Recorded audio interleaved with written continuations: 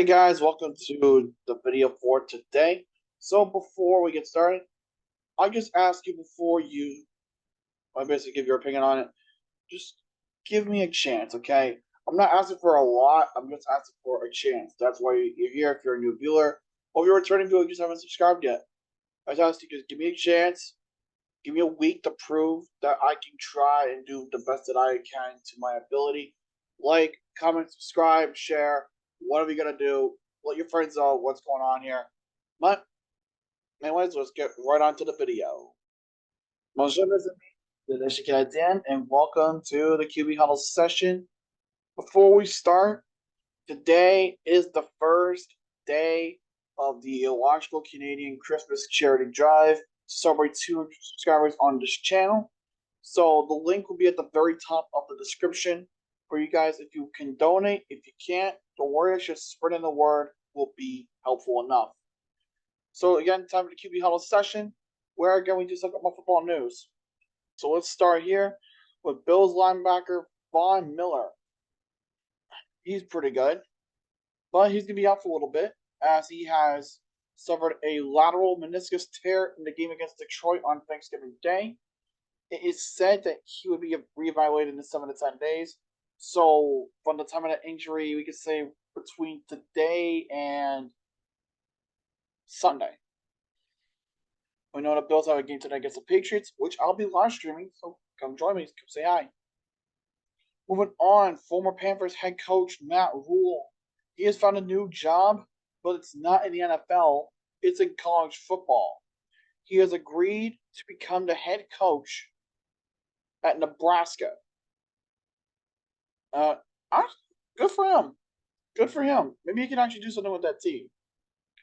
Moving on, in an incident with American Airlines, Odell Beckham Jr. was removed from a flight out of Miami due to failure to follow stewardess instructions and refusal to wear seatbelt in preparation for takeoff.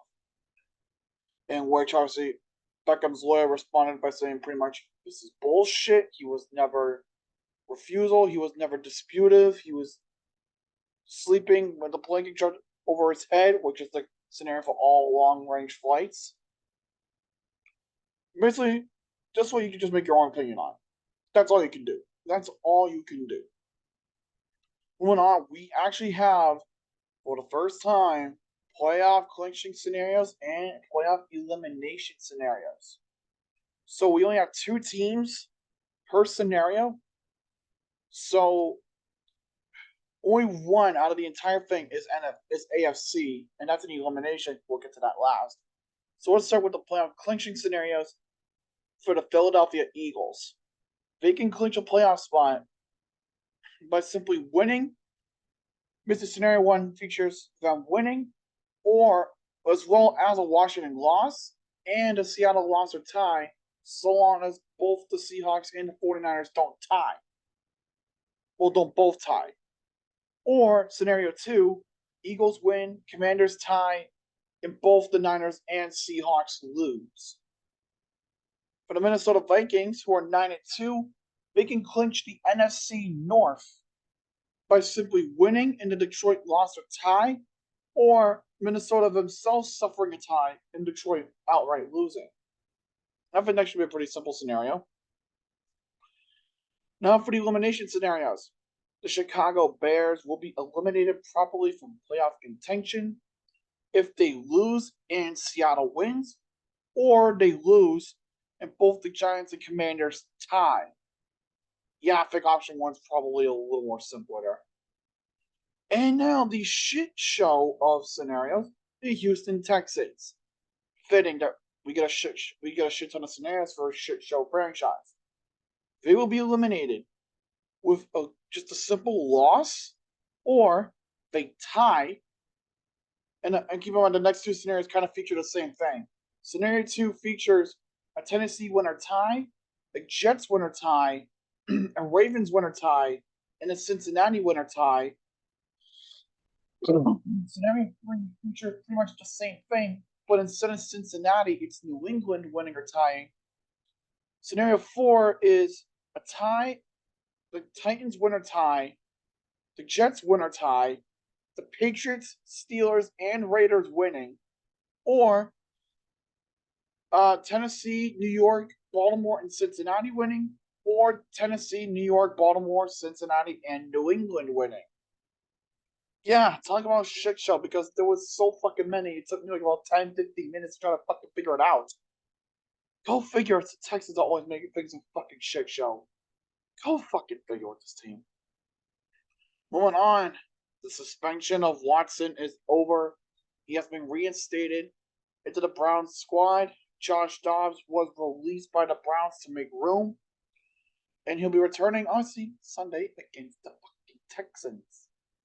And what makes this whole thing worse, 10 victims of this whole bullshit involving Deshaun Watson are set to attend the game. Oh, good God, I don't know what's worse. The Deshaun Watson situation or the fact that the Houston Texans in general are just fucking dog shit and are pieces of shit for allowing it to happen in the first place. This is why the NFL makes no fucking sense anymore. Oh wait, it never fucking has. Moving on. Melvin Gordon does have a new team after a week or two off, and he is set to sign, or actually is rather signed at this point, with the Kansas City Chiefs practice squad. So him and wide receiver Brian Edwards both have been signed to the Chiefs practice squad. Will we see him elevated? Time will tell. I think he might. I think he might. Moving on, we have our second scheduled flex in the NFL. This one's set to take place in week 14, and the changes are as follow. The Chiefs and Broncos have been taken out of Sunday Night Football, and instead they'll be playing on the 4:05, the 4 o'clock slot on Sunday, well, week 14. And in their place goes Dolphins Chargers, which will be taking place at 8:20 p.m. Eastern. So Chiefs Broncos out, Dolphins Chargers in. And when it comes to Sunday Night Football for Week 14, I'm surprised the NFL hasn't done that before. Why the fuck are they just doing it this season? Final piece of news: the Falcons are losing a big weapon in Kyle Pitts as he has suffered a torn MCL and is out for the rest of the season after undergoing surgery. That one's a big blow to the Falcons because they need all the help they can get. And with Pitts being done for the year, that kind of puts a damper in their playoff hopes. I mean, to be fair, the entire NFC South is just a fucking shit show. Now, we go to the top 10 power rankings. At number 10, the Washington Commanders, 7-5. Now, I know what you're thinking. But wait, illogical Canadian. Why are you putting the Commanders in the top 10? Didn't they make that fucking horrendous ass statue of Sean Taylor? That wasn't really a statue. It was just bent steel wires to resemble a statue. Yeah, that's not why I'm putting him here, though. Because the Commanders have actually been able to play spoiler a couple times this season. I was against the Eagles and against the Falcons last week, where, well, to be fair, the Falcons just choked them out and shit like they always do. But the Commanders, they don't look too bad. They are actually in a fucking playoff spot. In fact, all of the NFC East is in a playoff spot. Go fucking figure. At number 9, we have the San Francisco 49ers. Now, losing Elijah Mitchell is bad. We can all agree that's a bad thing. But they have Christian McCaffrey, so this should be fine with minimal loss. But Mitchell isn't supposed to be back until at least the divisional round, if they even make it there. So time will tell with the Niners, but 7-4, they'll look good. As long as they can keep up the good production, they'll be fine. And number 8, we have the Baltimore Ravens, 7-4. Ravens, the Ravens are just a mess. They nearly won it against Jacksonville, but they fucking lost. They lost to a team whose mascot decided to wear a fucking Speedo. Good God. Why? Why must we be fucking pressed on this? I don't know. But the Ravens, they're the only good team in the AFC North, so, well, other than the Bengals. But yeah, I'm just putting it there. At number 7, we have the New York Giants, 7-4.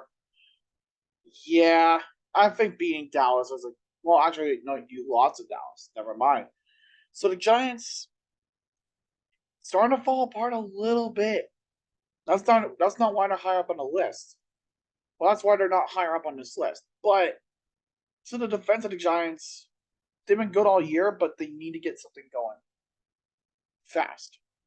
At number 6, we have the 8-3 Miami Dolphins. The Dolphins just look good. They pretty much got a free win against the Texans. And hey, a free win is a good win. Any win is a good win. Chris Goodwin. Chris Godwin. Even though he's not a Dolphin. Thought I'd make that weird little analogy. Fuck it. At number 5, we have the 8-3 Dallas Cowboys, who have been on a fucking tear recently. Taking out 2 good teams, the Vikings and the Giants. They've been clicking recently, and that's good. And with rumors that they might be signing Odell Beckham Jr. to a multi-year contract, hey, maybe it's not so bad losing to Amari Cooper after all, right? Right? At number 4, we have the 8-3 Buffalo Bills, who became the first team to win back-to-back games at Ford Field since 2016. Ford Field is home of the Detroit Lions. Woof. When your own team isn't the ones winning back-to-back games in your own stadium, that's just bad. That's so bad. At number 3, the 9-2 Kansas City Chiefs. There really doesn't need to be anything enough said here. The Chiefs look good. They have their pieces. They're primed for a good playoff run. Who knows how far they'll go? Time will tell. At number 2, we have the Minnesota Vikings, 9-2. This team is legitimate. I'm saying as a Patriots fan who lost to the Vikings recently, this team is legit. They look really good, and I wish them nothing but the best in the playoffs. Really, I do. And at number 1, did you really expect it? Or did you really not see it coming? It's the Philadelphia Eagles, 10-1. Yeah, they nearly fucking shit the bed against Green Bay. Yes, I know. But they're the Eagles. They're good. The only team in the NFL with 10 wins this season. It'll change next week.